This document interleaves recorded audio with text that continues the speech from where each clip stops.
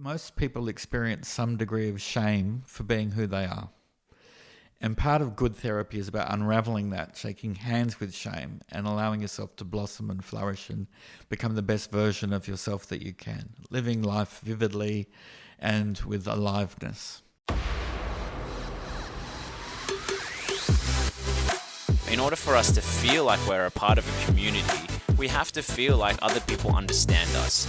There's more to our lives and our future than what we ever could imagine. Well, Mr. Ross Henderson, thank you so much for being here at my studio. What do you think of the setup? Well, Brendon, I'm most impressed. It looks very professional. Good to see you in your natural habitat. Yeah, well, this isn't quite my natural habitat, but I do love being in here, so I try and make it my habitat as much as possible. Yeah, no, it looks good. I'm feeling relaxed and welcomed. It's nice to be here this morning. Good. And you've just taken away my opening question, which was everything you taught me at counselling school. How are you feeling? And you just told me how you're feeling. I hope I taught you a little bit more than that. No, you did. You taught me a lot. And one of the reasons why I really wanted to get you here was because I really think you have a lot of value to provide people from your life experience, as well as, predominantly within the the psychotherapy world. Yep. So for those who don't know, you were my teacher back at college, and a fantastic one at that. Thank you. I wouldn't be here otherwise, I guess. And well, yeah, of course. I mean, it should be understood from your end when you hear feedback from all your students, and when I tell you that the discussion about you around the college was that everybody had great things to say about you and your teaching style and everything that went with it. So thank you. That's really lovely to hear. That's made my day. So thank you. Well, that's it. We should press stop right now. Yeah, let's press stop. I like where we're finishing. No, look, maybe if we can give our audience a little bit of a snapshot of the sort of style you teach with, and also the sort of style you use as a therapist yourself. I'd love to get a bit of your story. So, sure. Well, I suppose originally when I studied and did my graduate diploma of counselling and went on to do my master's, the central tenets that I was based in were around the Rogerian therapy. And that's essentially kind of a non-hierarchical approach. So I guess what I hope to attain in my teaching as well as my counselling was a very relational, interactive, non-didactic kind of approach to my teaching and counselling. And yeah, feedback from my students was that it seemed to work. I don't know if they would have put it in quite those terms, but I think that there's something about coming from a place of curiosity in the classroom, seeing what's in the room, who can bring learning to the group. So rather than sort of espousing myself as the ultimate authority in what I was teaching, whilst I had, I was well versed in the material and I had my own personal experiences with it, it was kind of trying to engage the students in a process of their own learning by asking them questions. Students love to get the answers from the teacher.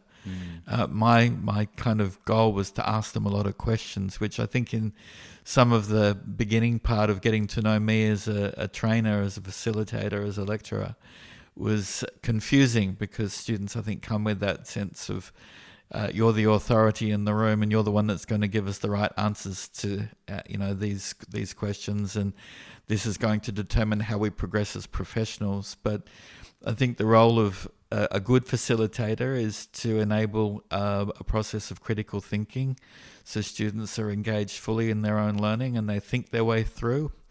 And the experiential component of the way that I taught is another aspect of the importance of pedagogy, in that students become immersed in an experience and have to find their way through the experience. And as a result of that, they learn what works and what doesn't work, what feels good and what doesn't feel good. So I guess all of those things combined would perhaps be symbolic or representational of my approach to teaching. Yeah, it's sort of you're supporting people with their hero's journey, I suppose, right? Like you're more of that you know, it's almost like trusting in the individual with their journey to learn on their own, but also be guided in the right sort of direction. And I love that. I love that about your classes, because I felt like we were all supported by our individual journey on our, you know, academic pursuit. Whereas, you know, because obviously working with people, we're very complex. We're very, very complex people with all sorts of multifaceted issues going on. And so there's no one size fits all. And even if you are a therapist, you'll be so different to the therapist next door to you and the next one. And your clients are all going to be so different. So I loved that you supported our ability to learn in our own way and also engage with you and ask those questions, because you know, other teaching styles are a bit difficult when it comes to this stuff. We're not solving mathematical equations that are that are clear. That's right. You know, binary, are we? That's absolutely right. We're talking about relationships, and my approach was relational, was to connect, to engage. When a student gave me feedback at the end of a 12-week term and said that they realized that learning could be fun, I felt really grateful to get that feedback. I thought that if their experience of learning can be an authentic, rich and fun one, why wouldn't you want to learn? Why wouldn't you want to be here? And, you know, for a lot of students when they're coming to college, particularly the younger students, sort of 20 plus, they don't necessarily want to be there. It's just what they believe they should be doing, and maybe the guidance of their parents is that that's what they need to be doing. So in some ways you're dealing with resistance and a sense of being mandated to be there because they don't know what else to be doing. A lot of young people haven't found out their purpose yet. Their identity is still forming. Indeed, their brain is still forming. So it's early days. So to be able to engage and connect with them to the point that they can experience the educational learning aspect as being fun, experiential and authentic, it's good. Yeah. And that's an interesting point you say, because there's a huge range of people that would come to the classes or any sort of institutional facility. And I suppose some of them, like a client you might have as a therapist, they don't want to be there. Someone's recommended that they be there, but then you get people who are willing to be there. That's and right. What I found is there's also another level of people, you know, because as a student, you got the students who are kind of finished their high school certificate and then they sign up to something because of the societal or parental pressure maybe. And then you get the mature age students who are still probably on things like HECS debts. And so it doesn't feel like you're paying for it, but you come anyway. And then you get the international students. And what I found that was interesting about them was they're literally forking up the money for each course. And I found that they were more applied to the learning process, even though it might have been more difficult for them because most of them, English wasn't their first language. So how did you find that in the classroom to be able to support everyone's journey when you got 20 or 25 students all from different backgrounds? That's an interesting question. The first thing I think of is that there is a cauldron of diversity and experience in the room as present by people's gender, or how they identify their gender, their sexual orientation, their ethnicity, their cultural heritage, their age. All of those things come into the room. They're already there. Their religious background, their relationship with their religion. So many things. So I guess that's difficult just in itself, let alone learning how to teach people. Just like, you know, just knowing that everyone is so unique, right? So unique. And it's beautiful. I think it's a beautiful observation of humanity. It is, absolutely. And I would have liked it to have even been richer in that way, to even have more diversity. In my experience, now you're getting greedy. I'm getting greedy. Yeah, I am. But in my experience in teaching, I unfortunately didn't have the privilege to teach many Indigenous folk, Indigenous students, and that's a little sad. But then I guess the question that I have is, why would an Indigenous student choose to come and study in an institution that was basically from a very white American, British, Anglo-Saxon kind of background in terms of its approach and philosophies in teaching therapy? So it kind of makes sense that they weren't there in the first place. But Indeed, in my association in teaching, which has been nearly 25 years in a number of organisations, I came across very few people that identified with some kind of Indigenous blood. That said, there was a cultural diversity in other ways that was very present, and to be able to use that in the room, to ask people of their experience, to speak from their experience, supports the fact that when we're working with our clients, they're also going to be of diverse backgrounds and genders and ethnicities and sexual orientations and genders and so on, age groups. And we have to learn to be able to be with that, to be with their experience, lay down and put aside perhaps my viewpoint or how I see things or how I would resolve something or my attitude towards a particular topic, and hear theirs and really try and understand its origin and how it was formed and how the self was constructed. And this is, again, coming back to the Rogerian approach, the central tenets of empathy, unconditional positive regard, and authenticity or congruence exist. So the wealth of experience in the room was my greatest learning tool or teaching tool. Yeah, you would have learned a lot just from your students then, right? Because when you give your students those opportunities to open up about their personal lived experience and share that with a room of other people who are diverse, you would have learned a lot from just listening to all those stories and opinions and everything. Oh, absolutely. I can remember tearing up a number of times when I heard of personal stories, perhaps associated with a trauma background, someone that was choosing to share an aspect of that story, as well as the euphoric stories too, the stories that brought tears of happiness because of something that might have happened in a student's life. So the international students brought that richness, as did the domestic students also brought that richness to the learning experience in the classroom. Yeah, I love that. I mean, I love that you were able to really give us, and I say us because I was your student, them, the opportunity to feel safe in that environment as well. That's something that is worth noting, because there were let me say that there are other people, who we wouldn't feel as comfortable opening up to. But there was a space that you were able to provide with that unconditional positive regard and the empathy that you're talking about, which made us feel safe to do that, not only with you, but with the people around us. Thank you, Brendon. That's a lovely compliment.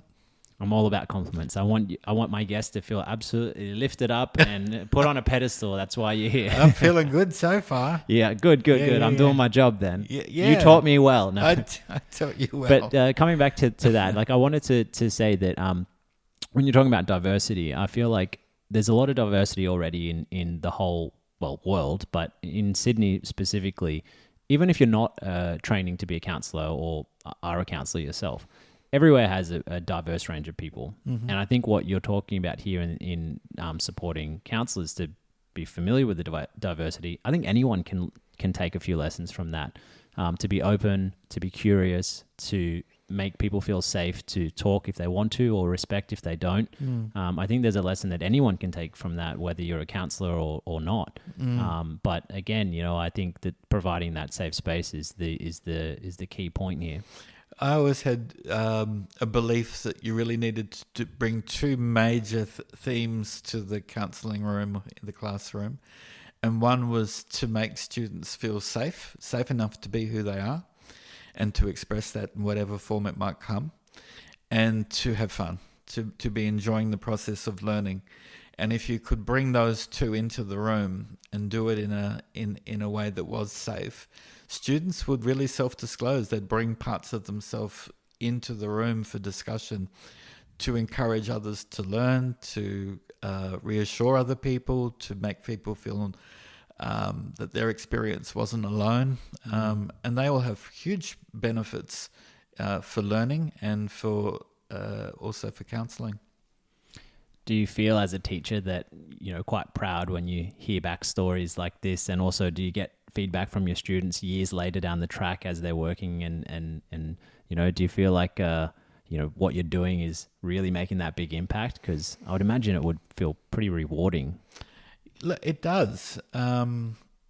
even just sort of sitting here with you as a former student of mine, I reached out to you to inquire, I think, on LinkedIn, just to see how you were going. And we met and had a chat, and now I'm here in the room with you doing what you do.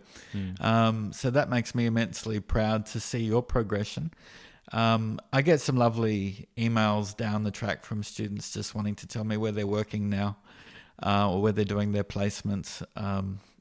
I've mentored and coached a few students in their ongoing journey, and that's very rewarding as well. And I'm forever bumping into students all around the world that comment on the experience that they had in my classroom, and I'm just delighted to hear that. Mind you, the ones that probably didn't have such a good time might not be so forthcoming with their experiences. That's okay, because I think with social media, we get the opposite to that. People only say the bad things on social media quite often. Is it? You know, rather than the good things. Right. Because it's, you know, people like to say it anonymously. But so it's good to hear that there's the other side of it where you're only getting the good feedback. I'm only, they're not. I mean, I know there were certain students that I didn't connect with, and that their experience perhaps wasn't so rich. And that's great learning for me as well. You can't reach everybody. The same with clients in the counselling room. I like to think that I can connect and engage with most people, but I don't reach everybody. And I guess that's just the law of human nature, is that we don't always connect with individuals. Some people, perhaps I even, was too confronting, or asked a question that was maybe insensitive or untimely, and you lose some sense of connection. My own frustration can creep into a session sometimes, whereby I'm hurrying the client in some way and they feel perhaps pressured. So, I'm not perfect, but I really feel like I've got a grasp on what tended to be thematically functional and working in the room with students and with clients. So to touch on one of those things you talked about, as a counsellor, working with people and saying that sometimes you don't quite connect with them, what sort of advice or direction would you give to people who are seeking counselling out there, who may think, oh, counselling's not for me, or I didn't like the therapist, because it is about that relational connection. Yeah. That's such a vital point to the success of therapy, right? Well, I believe so. And there's plenty of research that talks about the impact of the Therapeutic Alliance, or the therapeutic relationship, on the outcomes of successful therapy, which means the connection between the therapists. Are they on the same wavelength? Does the client feel valued, appreciated, heard, acknowledged for who they are, not for who the therapist perhaps wants them to be? And when I went on to do my master's in gestalt work, the emphasis is in that was very relational again. The influence from Laura Pearl's, Fritz Perl's wife. She was highly relational in the way that she worked. And like any relationship, it comes with rupture, but it also comes with repair. And when you go to a gymnasium and you are working out and you tear a muscle, it grows from the tear and gets bigger and stronger. And that's kind of the same resonance that I have with therapy, is that sometimes it tears, sometimes there's a break, there's a disconnect, there's a lack of engagement that might come, and clients will pull away from that for whatever reason. But if they can hang around for the repair, and the repair is solid, not Band-Aid, but solid, the strengthening of that muscle or that relationship is so profound that the trust starts to happen at a deeper level. And that's a wonderful experience to have in therapy. So yes, the relationship is hugely important, but there are other factors. One is the readiness of the clients when they come to therapy. Are they ready for the change that they're so telling me that they want? Some not. And that brings in some of the theory around the stages of change model. And the other, I guess, is too the abilities and capabilities of the practitioner. There's less said about the method that we use. There's more emphasis these days being placed on the relationship with the client, that perhaps is more the underpinning of the success of the session than the method that's being used. Yeah, I came across that when I was studying as well, and I thought that to be quite a profound discovery for my journey. And I do focus a lot on the relationship I have with the people I work with, and I've found it to be very fruitful. So what would you say then to someone who is seeking therapy, and maybe they, in the first or second session, they're noticing that change? So you're saying, like, how do you know when to pursue with the same therapist, or to perhaps seek a different therapist that might be on a more congruent wavelength to you? Well, that's a really good question. How long have we got, Brendon? We've got a couple of days for that one. It's such a visceral experience, therapy. And clients come with so many different presenting issues, some with trauma, some perhaps not with the trauma background, but just seeking some direction or some guidance or a particular skill development or enhancement. I would say that one has to a degree, check in with how safe they feel with this person, whether they feel acknowledged and heard, challenged at times perhaps as well, and to listen to their visceral experience of such, do they feel valued? Do they feel appreciated? Or do they feel judged and criticized? Do they feel shamed and blamed in some way? So, and that will have an ongoing visceral experience that lies in the body in some way. So I get asked this question a bit, how do I know if I've got the right therapist? And I kind of come from the viewpoint, it'll just feel right. It'll feel good. It'll feel relieving. It will feel maybe even momentarily some sense of relief or joy. But it also comes with being challenged. But I think if the environment that's created makes you feel safe enough to explore that challenge, as opposed to feeling shamed and blamed, one continues with the journey. So, and I think too, if there is a sense of impending or looming rupture, that it's brought into the session, that if the client can kind of mention, I'm feeling a little unsafe right now, maybe there's a way that they can work through it together. And I think indeed a proficient therapist really is the one that needs to take onus for naming what's going on in the room too. I notice that you seem to be pulling back. I notice that you're not looking at me anymore. I notice that your eyes are down looking at the floor, whatever that might encompass, whatever that might mean. So sometimes, as I said before, we have to traverse the ruptures to get the growth. So just because we have a rupture doesn't mean that the therapist is the wrong therapist. But it's whether they're able to hang around and work with the rupture to the point that it can be fully completed, what we call dealing with the unfinished business that might be in the room. Do you find that, like, maybe when, as a client, and I'll speak from my own experience here, because I've seen many different therapists over the years since I was probably I saw my first therapist when I was about 15, but then I didn't see one until I was maybe 21, 22, and then I was sort of on and off as the years went on, because obviously I value the counselling, relationship with the process. Do you think that, when somebody gets challenged by that, where they are wondering whether counselling's for them, or maybe their therapist isn't for them, it's at a point where maybe it's actually them not ready themselves, let alone the therapist, because maybe the therapist is just the person, the arbitrary person in front of them. But maybe it's just them not ready to take that ownership that you were talking about before to really make those changes that they so willingly said in the first session or something. Maybe something was said that was very confronting that maybe the person's not quite ready for it. That's so true, Brendon, is that, maybe the client isn't ready for the therapy and projects that onto the, and I'll put in inverted commas here, the lacking in proficiency therapist. It's the therapist's fault in some ways, that they're not making me feel better. I'm not progressing. It's your fault. And so the projection there that lies in the sack on their back is kind of saying, fix me, fix me, fix me, and you do it quickly. But they might not be really ready to handle some of the feedback or some of the experience. So exit stage right, the client leaves. But if you've held the ground enough in that session and the trust and safety is still there, they might come back. And they might come back because there was something about the session or your honesty or transparency that they related and connected to that brings them back to have another go at it. And that might mean a couple of years later. And that happens.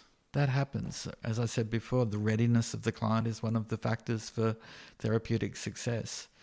So understanding that the Prochaska and DiClemente model of stages of change can be useful in understanding, how clients turn up, how they show up, and what their needs are from the session. Many clients arrive expecting to get solid advice on how to live their lives better, to take the strategies and skills, implement them, and then all of a sudden to be catapulted into a blissful state of relational wonder with their partners. Doesn't happen that way. They're looking for the quick fix and the guru to give them all the answers. But I think there's a pretty consistent storyline here from what you're talking about, because it's with your students and with your clients, we're trusting in them. We're trusting in them and their journey and their self-efficacy and their autonomy to go through their journey on their own. Because if you as a therapist try and fix things for them, it can go awfully wrong for many different reasons, whether they succeed or fail, right? That's right. If I am their rescuer and do things for them, they never learn to do them for themselves. So we keep them disempowered and dependent in some ways on us, and that's not healthy. That's not effective relational work. Indeed, we have to also think about overcaring and undercaring. Do I overcare, and does that mean that I rescue my clients because I hate seeing them in distress or pain? Do I undercare for them because I'm scared of what they're going through and don't want it to bring stuff up for myself? So I always equate this kind of seesaw effect of, am I overcaring or am I undercaring in this relationship? And what is healthy care? Yeah. So healthy care to me is really about being, and I use this phrase carefully, but boundaried love is that there's care and there's love for a client, but it comes with boundaries. I don't mean love in a sexual or sensual sense. I'm just talking about love as in care and appreciation for the emerging self to blossom and flourish to its truest and full potential. When you see that happen in therapy, it's a gift. Gosh, that must be so challenging though. But yeah, I mean, I'm sure when you pursue through that and witness those moments and I guess be present with them, it would be a gift, wouldn't it? Oh, absolutely. Indeed, I've been there in my own therapy because I've had good therapists in the past as well. So I've had that experience of flourishing. Have you ever had a bad therapist? Yes. And how did you know when it was time for you to move on? That's a good question. Taking my mind back a while. I don't think that the relationship felt strong to me. I don't know whether I felt entirely heard and acknowledged. But I also have to bring in that I don't know if my readiness was quite right at that age. It was a long time ago. And maybe there was that part of me that was expecting or hoping too much from the therapist. So,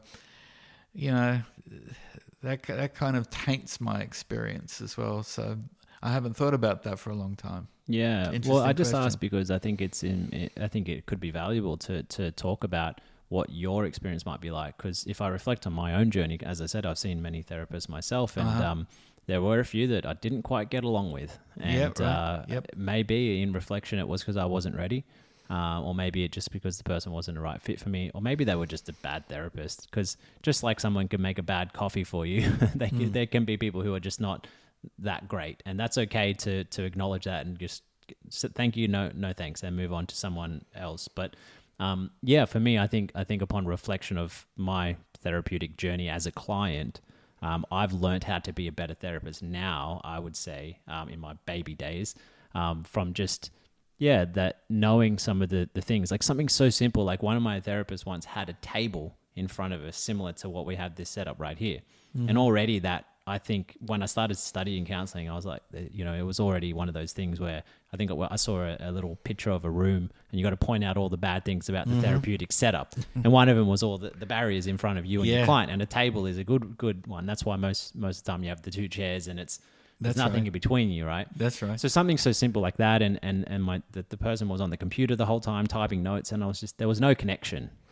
That's right, but there are we have to lean out a little bit and look at that from a meta perspective. Is that there is also the client's projected self comes into the session, as I was saying before too, and they might not know how to connect, and they might expect all the work to be done from the therapist, and they can bring their frustrations into the session and see the therapist as being a bad, useless therapist, when they're just not really truly engaged, ready for the experience. And the interesting thing is they want quick fix, which often is very representative of the use of drugs and alcohol in their life, is that it's a continuing sort of an ongoing figure, is that's how I get better in life, is that I take a few pills and swig a bottle of scotch, and that makes me feel better temporarily, and that's what I want from this process. I want to feel better.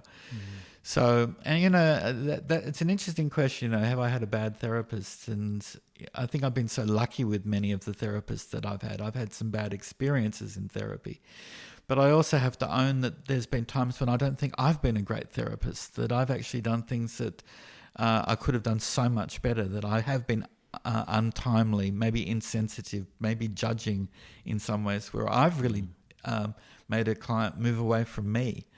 And that's why we have supervision, and that's why we have self-reflective practice. That's why we do journaling. That's why I go to peer group supervision. That's why I read articles and go to professional development, is to make myself a better and more ethical player when it comes to being a practitioner. So even therapists have therapists, is what you're saying. Absolutely, they do. No, I think that's an important note for people to know, that when you see someone who is a qualified practitioner, there is a certain protocol that happens with seeing a supervisor once. I think it's once a month, right? And then I go once a fortnight. Once a fortnight, yeah. Yep. Does that depend on how often you're practicing? Again, this is a question in my baby counsellor days. Yeah, sure. It depends on your client caseload, really. Yeah. And what your personal need is for supervision. When you're starting out and you've got 2 or 3 clients, you don't need to be going weekly. But if you've got I think my current client load is, I've probably got about 40 clients on my books. I don't see them all weekly, but I see them on a monthly rotation. So I find fortnightly supervision very helpful for me. Sometimes it's not fortnightly, sometimes it's 3 weekly. My supervisor is absolutely brilliant, a man I speak highly enough of, and he works from Melbourne. Nice. Yep.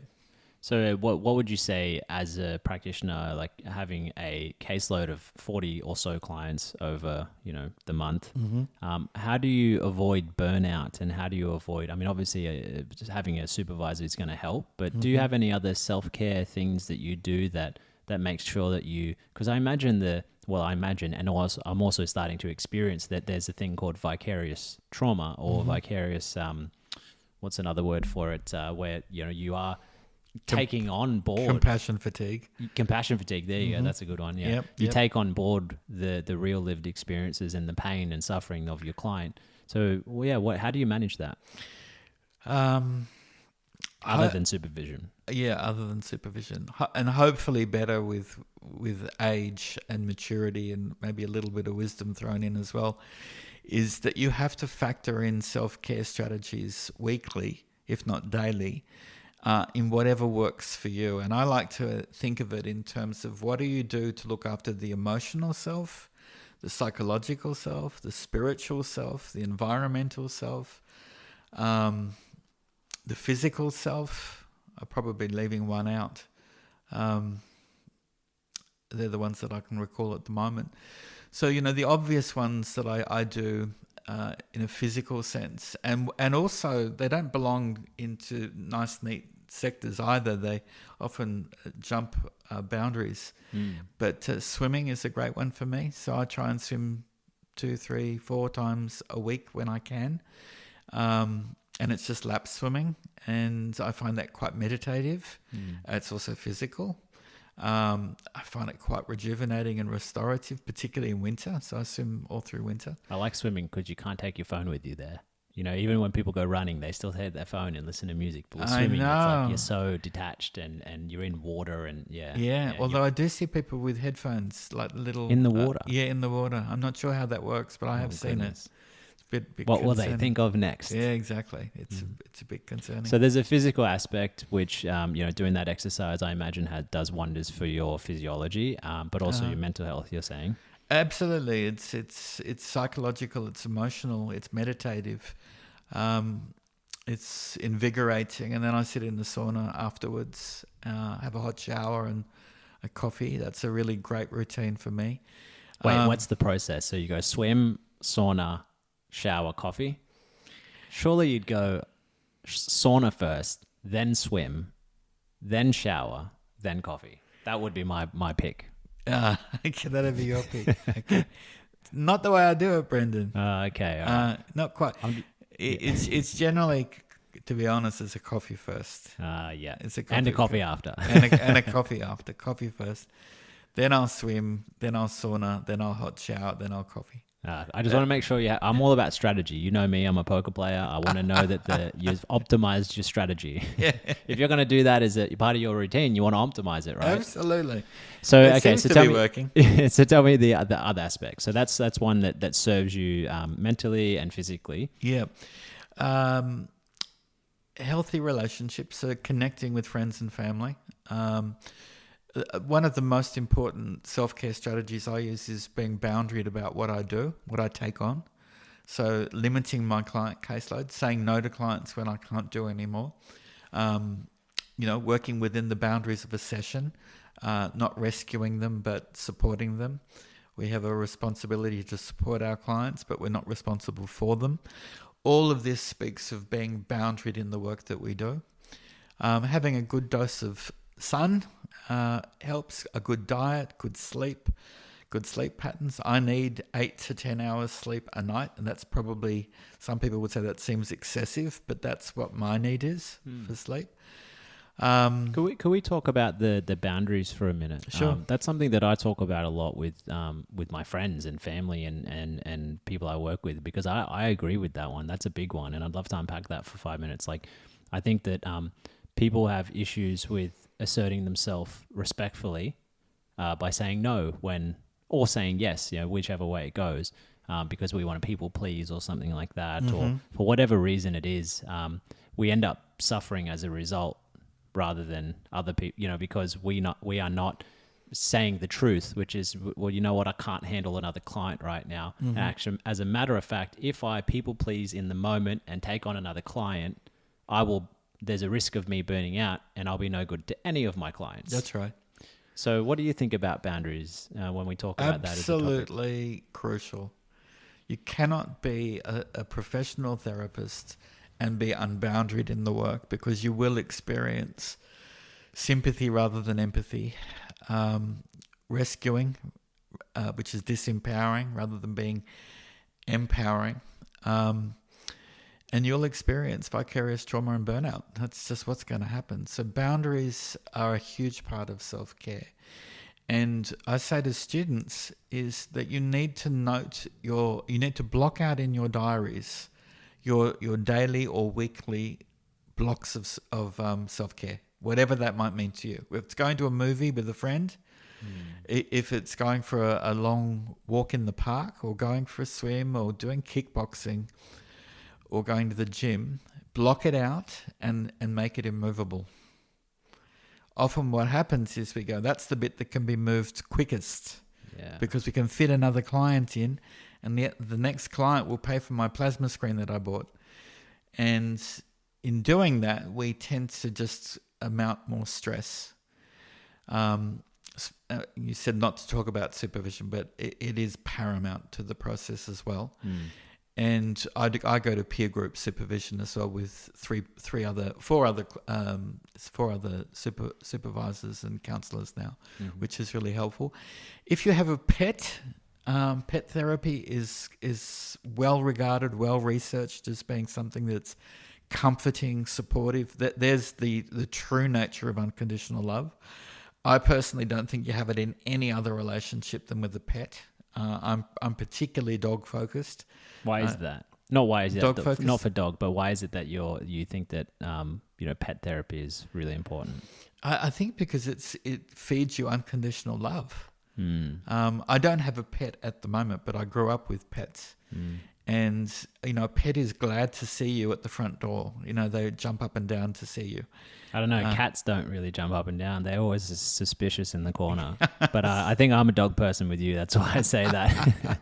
Well, I'm allergic to cats, so I'm not a cat fan.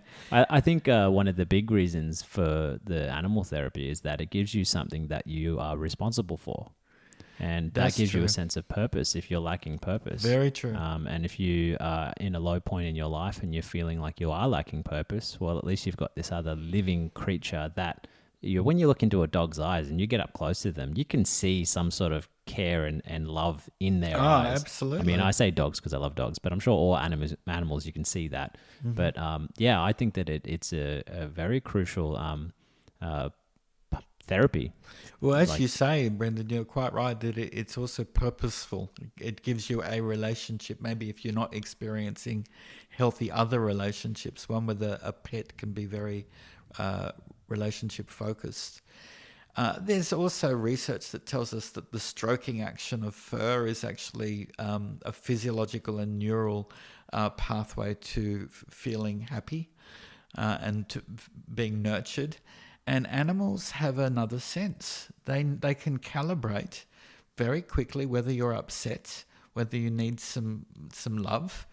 Indeed, now we're seeing equine-assisted therapy with trauma victims. You mean with horses?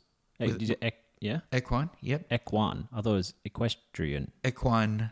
Oh, there's a new term for my vocab. Equestrian comes from okay. equine, I guess. Okay, yeah. So with horses, yeah. With horses. And equine-assisted therapy is becoming a much more popular and celebrated form of therapy. And horses have that sense and inkling of what's going on, and they also will respond to human beings in a certain way that people can't. I think there's something about horses that is so just beautiful, is that they're such huge, majestic, strong creatures, but they are so calm and chill, unless you obviously do something wrong by them. But when you get up nice and close to this huge thing that's 400 kilos and it's capable of serious damage, but it's got that under control and it's chill. There's something about that that's so admirable, I think. You use the right word. They're majestic animals, aren't they? They're so beautiful. So, and they're healers. In what way? Just through their ability to calibrate the human experience in some way. Isn't it funny we have lots of different cultures that we have different connections to different animals. I went to a yoga retreat. It was a Hare Krishna yoga retreat. Now I was brought up in a Christian family, not Hare Krishna.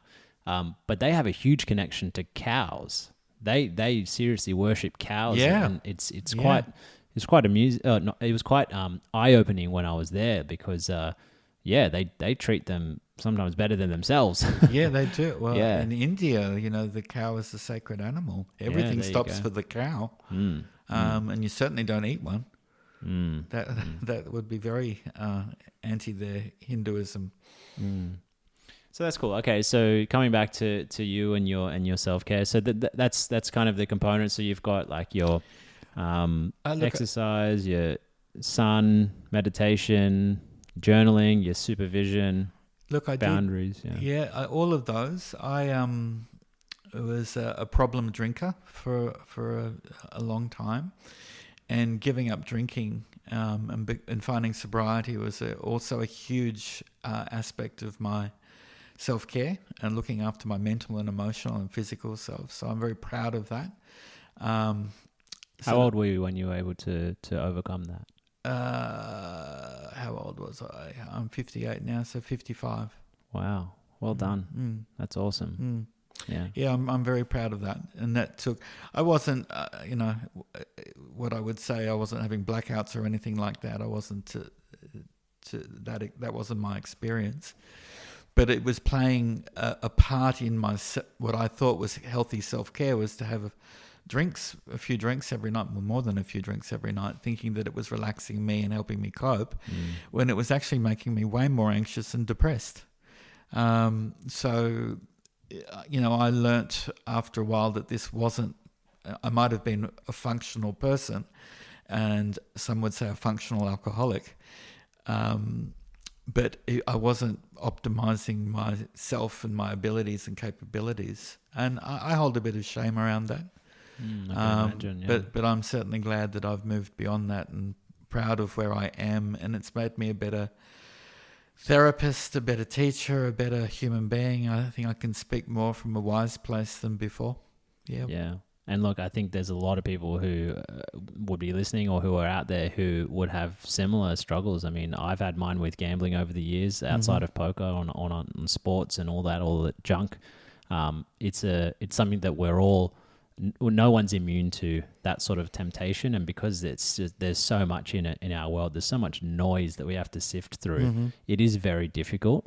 So to hear that you were able to overcome that is nothing to be sneezed at. It's an incredible feat. Yeah, and I'm thanks. curious as to what it was that really was that point where, because usually when it comes to, and I speak from my own experience here, you try something and maybe you go sober for a couple of months or whatever, then there's the relapse, and then what was it that really like got you to be able to not do it, and then now you've had 3 years of full sobriety?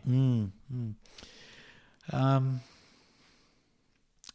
just want to go back a little bit before I answer the question, but the thing that I've become more aware of as a person and as a therapist and as an educator is that most people experience some degree of shame for being who they are.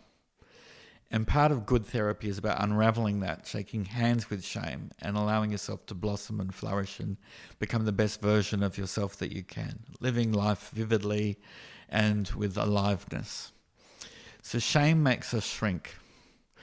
And often the treatment that we think of that works quickly in the here and now of the moment. I don't want to use that expression; it's a gestalt term and doesn't feel right in this position. But we look for immediate gratification, and that comes with alcohol. It comes with gambling. It comes with food. It comes with sex.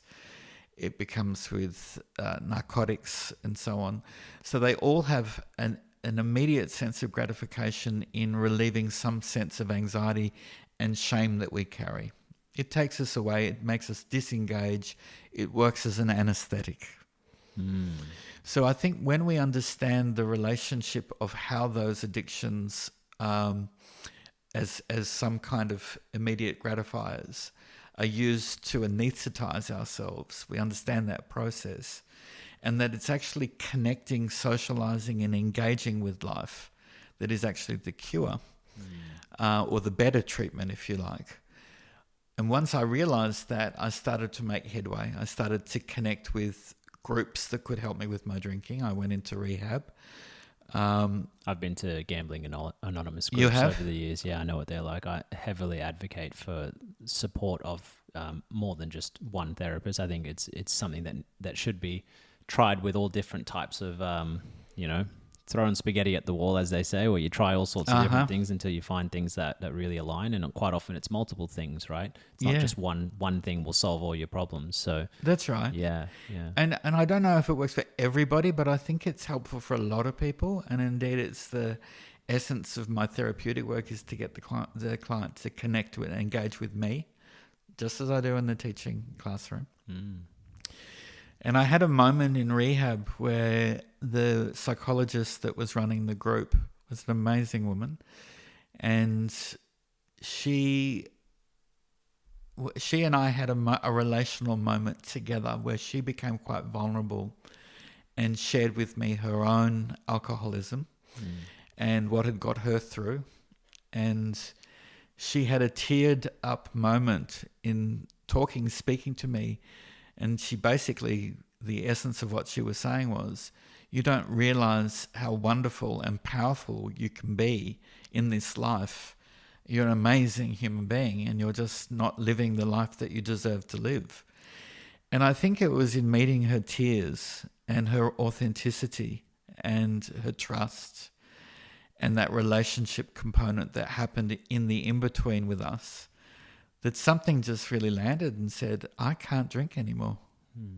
I had been in the rehab, I think, for maybe 3 days when that occurred. Wow. And I think I made a commitment there and then that I wouldn't be a drinker anymore because I saw her faith in me. And that faith in me translated to me having faith in me. And on the 29th of January next year, it'll be 3 years since I've drunk. Wow. Yeah, what a powerful experience. I can imagine that would have just really been empowering and uplifting for you to have that organic connection with someone who was voluntarily being vulnerable for the sake of the greater good of everyone, but more so you and her. That's right. Experience. There were other people in the group that may have or may not have benefited from that moment, but it felt very much my moment with her, and she will always be a very big part of my life. Whether I see her often, I doubt, but I hope that there's some kind of ongoing connection that I have with her. And I have checked in with her and told her about my successes and pursuits since the rehab experience, which she's been very, very praising of. So isn't that funny that we have this organic desire to reconnect and keep connections going for people who we really admire and people who have really helped us? It's almost like that innate a feeling to want to give back. Yes. Right? Like, I think I always, I've had a couple of, when we had lockdown here, I did free counselling and coaching just because people were really suffering, and there was a 2-month wait to see psychologists. And, fortunately for me, I had a roof over my head and food, so I don't really mind not getting paid. And I found that most of the people I helped, they just wanted to give back some way. Half of them offered to pay anyway. And I kept saying to them, you know what? As long as you are feeling better and you have an opportunity to pick yourself up and make the most of your days, that's enough of a giving back to me. And you can pay it forward to your community, because you'll be in a better space to serve your community. That's better than you paying me for the session. Yeah, wow. At this point in my career, anyway. At some point, I'll need to, put a roof over my head with my career, but I'm still a baby counsellor, so. Yep.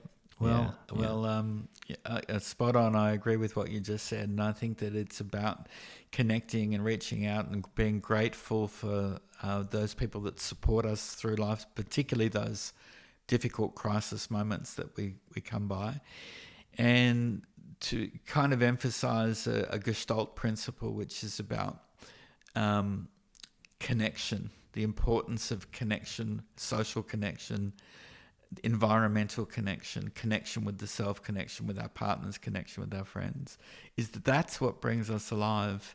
I think individualism in some ways kills us because we become very self-focused, just myself or just my family. And it takes many people to raise a child, or you would have heard it takes a village to raise a child. I love that. And I love that too. Yeah. And I think that can cross borders and cultures, that saying.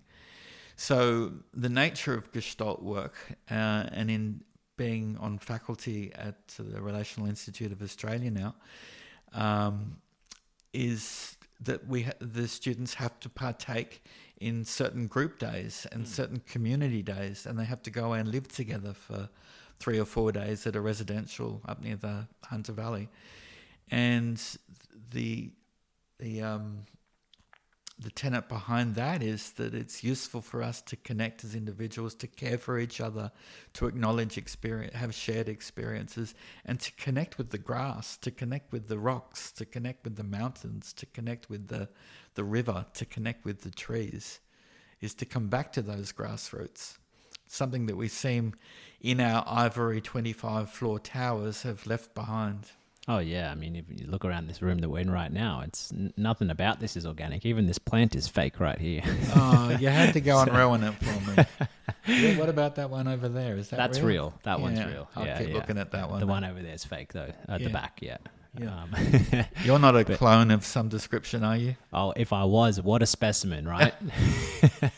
I don't know what to say, Brendon. I often leave people speechless, Ross. You've left me Yeah. speechless. Yeah. So yeah, look, I mean, the idea around connection, I think, is something that's pretty clear these days with the literature on working with people with addictions and things. Like I really, one thing that helped me was following Russell Brand. He's really Yes. set aside his life to help people, well, on a political level, but also just from his own experience of all the sex, drugs, rock and roll stuff. And he pretty much nailed it down that there is a lack of connection, there's a lack of authenticity in someone's life, and there's a lack of purpose. And the easy solution is actually the drugs or the substance. That's right. That's not a problem. It's a great solution if you're looking for an out. The problem is often the underlying issue, which is something in our core that's an unsatisfied soul. It's an unnourished soul. And the solution, by and large, seems to be more connection, more authentic experiences with nature, people, animals, whatever, right? When you look at what I was talking about before was the experience of some degree of shame that most human beings experience somewhere along their journey, of perhaps having had an anxious parent or an inattentive parent or the like, or being bullied at school or something. We have unmet emotional needs that we didn't get soothed right. And alcohol is a great soother. In the short term, it's a great soother. It makes you forget. But it doesn't last. And it also depresses the central nervous system. So alcohol, ultimately, as a long-term solution, is awful. As is the range of drugs that are being used, from the depressive ones to the stimulants. They also have consequences. They might be immediate gratifiers to a degree, but they just take you away. They make you disengaged from life, and you come back every time just that little bit worse. It's a slippery slope, isn't it? It's a slippery slope. You don't just choose it and then it happens overnight. It's a slippery slope. Yep. And unfortunately, our Western individualism culture certainly doesn't help when it comes to the accessibility to, well, alcohol is a good example. I mean, it's on every street corner. I can have it. I can order on my app and have some alcohol here in 20 minutes if you want. It doesn't really help all the alcoholics or anyone who's just what do they call them, a closet alcoholic, until you admit that there might be an issue. Well, alcohol becomes the substitute primary relationship. It's consistent. You know where to get it. It doesn't argue back. Doesn't talk back. It does all those beautiful things. Yeah. But it's short-lived. You wake up with a headache. You feel sleepy and lethargic. Your body feels not alive but dead. It can give you long bursts of feeling depressed, sad.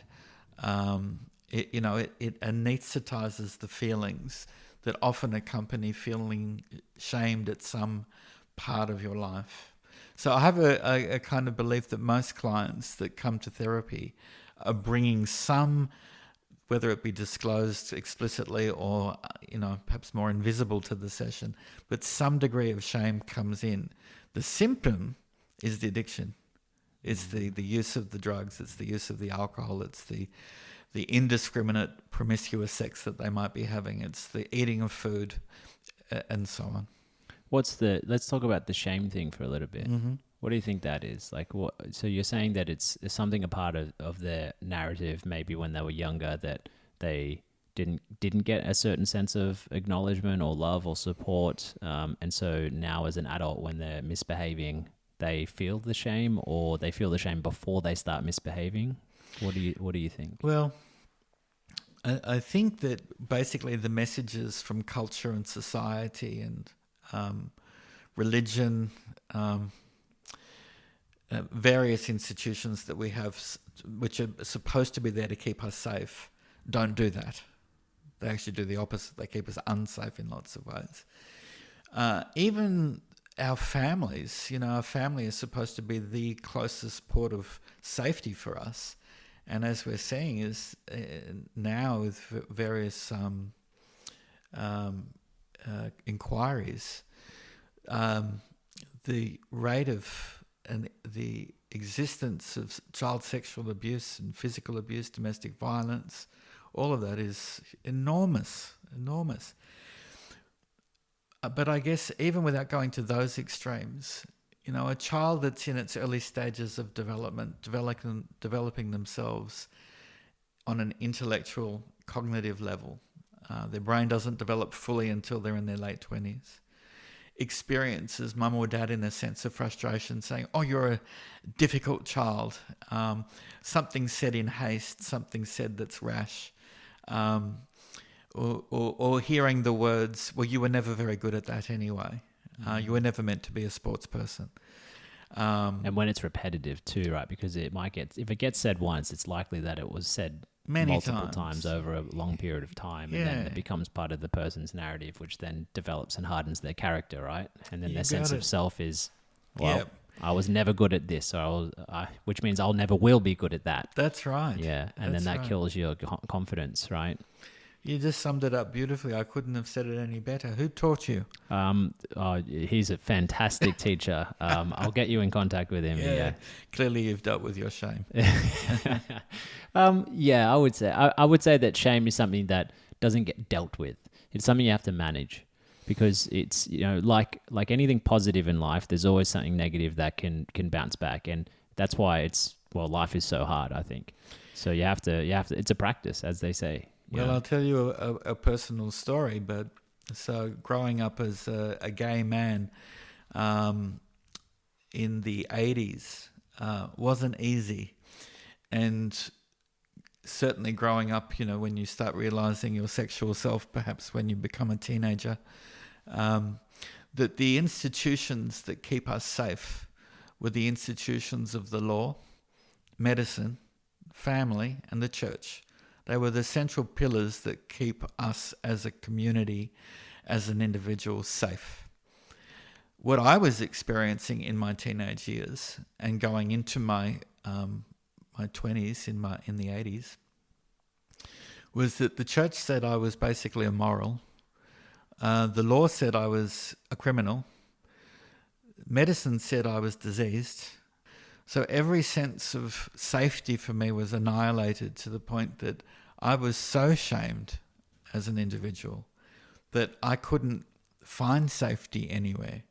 So my creative adjustment, which is a term we use in gestalt work, my creative adjustment was to be as invisible as I possibly could, because if I couldn't be seen, I couldn't be persecuted in any way by any of those spheres or pillars that kept us safe. Yeah, if you couldn't be seen, no one can judge you. No one can enforce anything. No, I couldn't be teased. I couldn't be seen as being criminal. I couldn't be seen as being diseased. I just would be. I lost my voice. So, man, that sounds so hard. It was pretty hard. I look back on it now, and I'm amazed that I survived that. Yeah. That period of my life, in my early 20s in particular. How did you survive that? I mean, that sounds like, you've got a quadrant of a construct that's supposed to keep you safe, and every one of them failed you. Every one of them failed me. There wasn't one that really pulled me through, to be honest. Well, it was being invisible. My creative adjustment made me survive. I became a drunk. That became my... I guess another creative adjustment to, again, anesthetize the shame feelings that I had. They helped me temporarily, but they were also eating away my personality, and my sense of self was being eroded rapidly. I think that sometimes in life you come across an individual that's supportive, a friend that gives you the empathic ear or doesn't judge you and wants to hear of your experience. Going to therapy supported me. What else helped me? There were just certain beacons in my life in the form of people. I've called them in the past angels, the people that supported me in a non-judgemental way, and made me feel somewhat safe to talk of my experience. So... yeah, probably that was the key. And somehow I was intelligent enough to know what was a good connection and what felt right. Because when I look at the people that I've brought into my life that surround me today, they're good people. And most of those people have been around a long time. And so I must have had an innate sense of knowing who was safe and who wasn't. I imagine that would have been something like when you go through that whole journey and realize that having people close to you who really supported you in a non-judgmental and empathetic way, imagine that would have been one of the fires that fueled you to lead you to counselling. Absolutely. Yeah. You get that experience. That's yeah. So reflecting on that journey, I'm sure that's going through those years as painful as it was for you. And that's only scratching the surface. I imagine when I say that, that now is a gift for you to do such great work for other people. It's a huge motivator to give back. Yeah. And having experienced the substantial impacts of coming out, not drinking, navigating my way through pain and finding freedom and liberation, the courage to be myself as best I possibly can be, the best version of myself. And I have to add, I was incredibly lucky with my parents. There was certainly a point when they were very homophobic. My initial coming out years were not easy years, but sort of beyond the arguing and the tensions and the conflicts, that's been resolved and is behind us as a family unit. So I thank them for that. I'm grateful for who I got as parents. I had to traverse some mountains, and they did as well. It's not easy for them to have a son that identified as gay. They were worried about me in the world. Especially during that time period. I mean, because now I imagine it's more accepting than it was back then, and still we probably have a long way to go. But back in, what was it, the 80s, you said? Yeah. Well, that's right. When I was, in my early 20s, when I was trying to come out. But we also had the AIDS virus in that time as well. And that was a very difficult period to live through for just the stigma attached to AIDS and to homosexual people, homosexual men in particular. I've heard some of the horrible things even politicians said about some of the treatment plans and what the names they used to use for them. It was horrible. Meaning? Well, saying that it was having AIDS is the homosexual virus or something, things like that. I mean, that sort of dialogue. When I heard that, because I was listening to this thing about the AIDS, what was it, the AIDS vaccination? Because I was just learning a bit about how vaccinations work a couple of months ago, and there's still no AIDS vaccination, right? As from what I understand, or effective one, I should say. There are treatments. There are treatments, but no pure clear-cut vaccination. But there's been many, many trials over many, many years. But yeah, I was hearing some of it was a documentary. It was quite interesting talking about, some of the politicians were just overtly saying the most horrific things that you wouldn't say that today. Oh, it was an awful time. It would have been, and a lot of men lost their lives during the 80s and 90s from AIDS. It was a terrible virus, but it came with so much stigma attached to it that you were essentially evil in the first place, and that in some ways it was your doing that created the epidemic that we saw as AIDS. So it was a very, very difficult and sad time, and for a lot of men. And in some ways, I do believe that because I didn't fully come out in the 80s, might have saved my life in some ways. And that's a kind of a hard realization to make, that maybe being closeted and not experiencing my sexuality as I could have kept me in some ways safe. And you're here now, and I see that you've really dedicated a lot of your work and time to working with the AIDS. What's the right terminology? Council of? I worked at the AIDS Council of New South Wales for several. Well, I was for several years as a counsellor, but I also did some training for them over about 12 years. Yeah. And then also you've been heavily involved with working with people in the, let me get this right, LGBTIQA. I'm impressed. Yeah? I'm impressed. Yes. I don't think they've added another letter to that. Yeah. Okay. At this point of time. Well, But was that right? Did I get it? You got it. Yes. You got it. In fact, I believe that they're trying to name a new sandwich. Instead of it being called the BLT, they're calling it the GLBTA or something. It's I didn't know sandwiches could have a sexual experience, but apparently they can. Why not? Let's not be judgmental about But sandwiches. yeah, no, I think I think it's fantastic that you've gone through. Well, it's not fantastic that you went through it, but the fact that you went through serious turmoil in your life where you were in that situation, what the most impressive and heroic thing is that you turned it into something worth something, which was to support people who could potentially fall down that same trap. And, to see that you spent decades of your life really trying to help use your skills and expertise while still battling your own residual shame and things that came with those years. I mean, that's impressive. That is seriously amazing. Oh, thanks, Brendon. It's really lovely to have inspiring. that acknowledged. Thank you.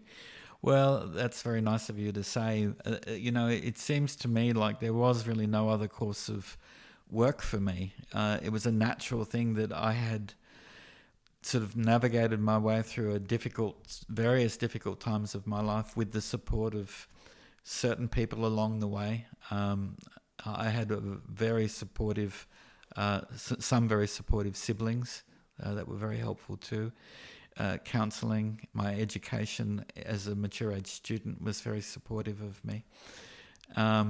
The natural thing to do was to give back and to support others to be able to experience what I experience now, which is a sense of flow and deep gratitude and relief and excitement about how I live my life now. What an awesome point to finish up on today. Well, because that is seriously amazing that you feel like that now from going through everything that you went through, and you've made sense and purpose of your life, and you're reaping the positive rewards from that. Yeah, well, thank you, Brendon, and you've been able to listen in such a way to, I guess, enable me to expand on some of the things that I had no intention of talking about today. So I'm also... I'm a good teacher. Of course you bloody This is did. your fault. I really appreciate what you've brought to the interview, if you want to call it that. I don't think that's your preferred... Discussion, sorry. Conversation. But you've also brought a sense of empathy and unconditional positive regard and authenticity about talking about your experience, which I guess helped me bring out mine. So thank you. Awesome. You're welcome. And thanks again. It's really awesome to have had you on here. Thanks, Brendon.